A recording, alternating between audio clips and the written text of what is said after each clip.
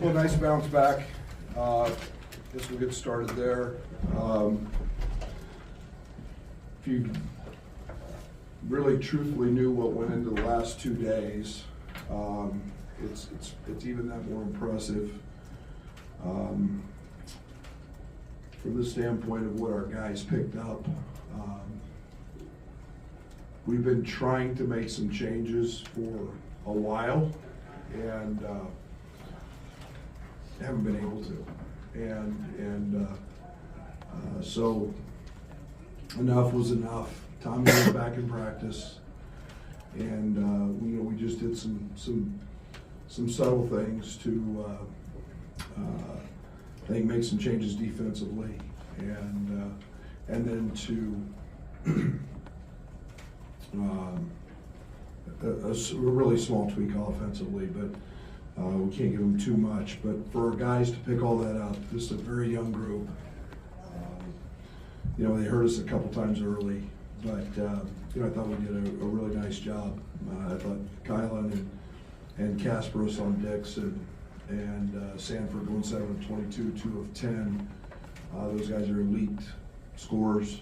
I thought we did a nice job, and I thought Tommy was other than missing a few rebounds, I thought was really good. But nice bounce back, 5 turnovers, 17 assists. I thought we were very effective early, getting downhill, especially Kylan. I thought Kylan played as well as he's played in some time. But nice bounce back against a really potent offensive team, holding them to their season low 61. I think it's the most turnovers we've forced, this season. But yeah, I feel good about it. And now we've got 15 days with 2 games, and we can continue to grow and make some of the changes that we need to make. Brad, speaking of some of those defensive changes Kylan was talking about and how much that really helped, did they have a lot of feedback with that, or how'd you guys come to some of those We've been changes? trying to do it, Jeremy, for a month, 3 weeks, to add a little different ball, a little ball screen coverage that just gives people a little different look. Really hard to do without Tommy. The people involved in ball screens have to be elite at communication because they have to call them and the rights to the lefts. We're gonna have to get Merez up to speed when he gets back into that area, but and then just the not switching. Keeping our good defenders on the other team's good players all the time, and there's a few other things we tweaked. We moved our pickup point back a little bit, but it was needed. It was very impressed. I'm very impressed with them, just simply at their ability to grasp that. We got home at 2:30 in the morning, up all night, to be quite honest, deciding whether to do it or to try to wait till after this game, and just felt like we needed to give these guys a little shot of different, and yeah, it wasn't perfect, but it won't be, but it was a nice subtle change that helped us tonight. Brad, for the person that might not see it initially, what allows Kylan to go from a Cooper Flag matchup to a Peyton Sanford matchup in a 72-hour period and be effective? Yeah, there's nothing on that side of the ball that Kylan can't do. And so physically he's very gifted, so that gives us tremendous confidence into what he can do. He didn't move Cooper. He knocked the ball away from him 4 times. I think he had, Cooper have 2.5. And then now to go chase guys off the screen, to go chase guys, off ball screens and whatever that is. His physical play allows him to do that. He's also really smart, and he's got great anticipation. He's got super quick hands, and so it doesn't matter the position, kind of 1 through 4. I'm all pretty good with him because of his strength and his quickness, being able to guard just about anybody. Coach, Iowa looked simply overwhelmed out there with all the cuts, replacing shooters out in the corners. Can you talk about how nice it is just to have everybody back at practice and how much easier it is to implement that stuff and these next 2 weeks? Yeah, I'm done talking about sickness. I'm done. Because I know it sounds redundant, and it's just nice because I still completely believe in this team's ability to where our ceiling is. We're still minus a guy that's a starter. It was really nice to see Trey back and his energy and his bounce, and so you can do some things. You feel whole again, and it's not. It's just nice. Now we can get back to coaching, and it was nice to see Will in the starting lineup and his performance and 7 rebounds. So we've got some work to do, no doubt, but it's nice to have everybody to be able to do it with. I hope this isn't too simple, but what kind of release valve can this be for a young team that has kind of been through it a little bit, and to have this kind of performance with the changes you've made? Well, I think it speaks volumes to them. You don't just show up. We were young. I don't know, what were we young? 2 or 3 years ago. That team had no ability to respond like this one did, and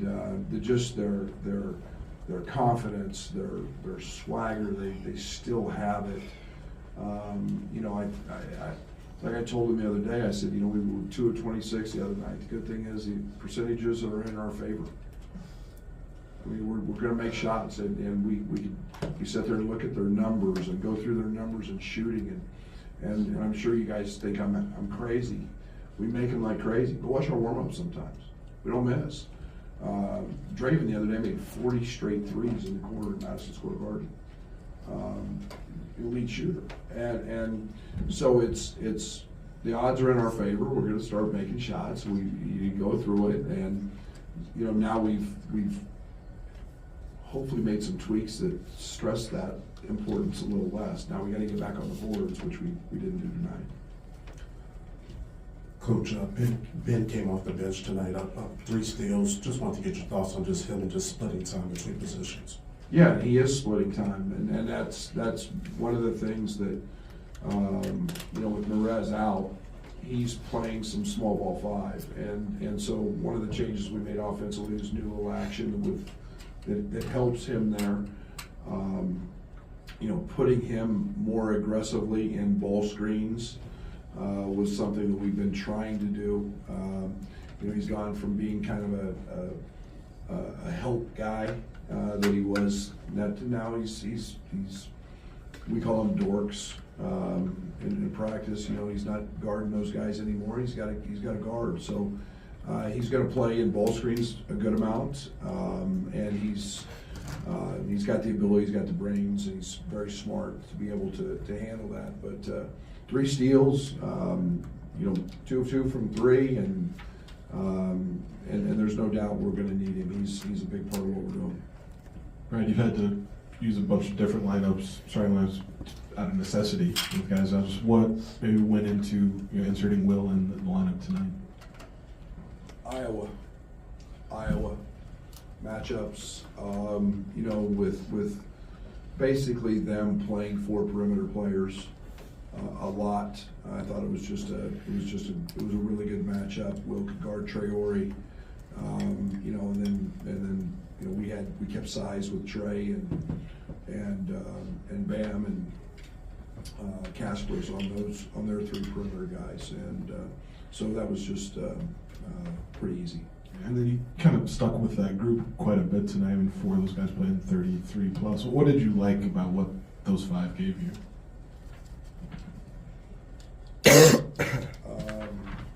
Plus 28, plus 19, plus 19, plus 19, plus 17. Really nothing beyond that. They played great together. And when you get that plus minus, and Will was plus 28 on the court, and I think when you get down here, you get the 5 guys that play the best together, and you play them and you ride them, and might be different. It might be Ben some night. It might be Draven some night.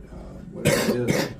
But I thought that that group played great together, and the good start was a real plus as well. So chemistry, just great chemistry, thought on both sides. Kylan, you mentioned, or sorry, Brad, you mentioned Kylan after Duke is the first guy you look to get this thing right. What did you see from him in the lead up and then his impact tonight as well? 2 great practices, extreme amount of talk, both holding guys accountable and pushing them, but also coaching them and teaching them. He's a wealth of experience. Kylan's really intelligent as a player, and you know his give me a little help coming off this screen by jumping to the ball. Talk a little sooner coming off. All those little things that he knows come and are happening. He's dialed into, and so he becomes a coach on the floor. And then tonight he was really good, just getting downhill on the offensive side. So I've leaned on him a lot. He's had 2 unbelievable practices, so it's no surprise that he played well. You said you were up basically all night coming back from Duke. Can you take us inside a little bit, that both feet in on the changes now versus holding off a little bit that moment? I mean, I'm a bad sleeper anyway, and especially after a loss. So you watch the film, you play things back, and now it's a lot of conversations about how much can we grasp, what can we do, and we do have guys back in practice, and we do have a positive energy from the standpoint that they're not sick, feeling like crap, just trying to get through practice. So it's. I just felt it had to happen after not playing very well, and then we actually played better than the score showed. We just didn't make shots, and it's Fran's great the best because Fran made the comment. He goes, "Yeah, we've all been there," and it's the truth. But it just felt like, okay, let's give them some. Let's see what we can handle with the change, and we needed I don't want to say a restart button. But we needed to see the change to get them thinking about other things other than just that moment. Coach Underwood, very broad question, but a question that I feel like isn't asked often enough. At this point in the season, how are you doing? It was spectacular right now. It was fun. Thank you for asking. So I live in a bubble, okay, and it's I don't read one thing you guys say. That's why I like all of you. I don't care what you say. I really don't. I don't do anything on social, and I am very, very focused on helping 15 young guys be the best they can be, and so. That causes me. I'm a very bad sleeper, and it's the worst thing that's happened is I probably track my sleep score, so I get depressed when I see those things. But it's just part of it. It's part of February. It gets to be a challenge every day. Today, the sun was out, it was 60 degrees, and I walked 11,800 steps. Man, that was not just literally a breath of fresh air, it felt so good. And because you get tired of the treadmill too, but I'm doing great. Thank you for asking. Thank you. Oh, go ahead. One more, Coach. So you started 3 international players in tonight's win. Can you talk about the difference in international recruiting and if that's a sustainable advantage for you all going forward? I think so. I think it's a really positive thing for us. One, it fits our university. We have tremendous diversity here worldwide. We have some of the elite schools in different areas that attract students from all over the world. So there's a comfort there for them. I love development. I love their intellect. You know, you've got guys that speak 4 or 5 languages. You've got guys that have played basketball their whole life. They're very worldly, so they're beyond their years, in my opinion. And then they played high level competition. They're playing against pros at a very young age. You know, Tommy's been playing against guys of that caliber since he was 14 years old, and so it just fits me. It fits our program, and you know, we've hit a home run with all 3 of those guys. You know, I think we're in a position to continue to build upon their successes as they've done awfully well here. Scott's going to finish us off. Kylan talks about maybe having a little more swagger, and they haven't had that, you know, last 6 weeks. When did you maybe notice that or see that coming together? Was it over the last few days? It was, no. I mean, I was you're a little unsure because we made some changes. I'm glad they said that. That makes me, you know, I think we can whoop anybody's ass. So I've always got a little bit of that in me, but I'm glad they feel that way.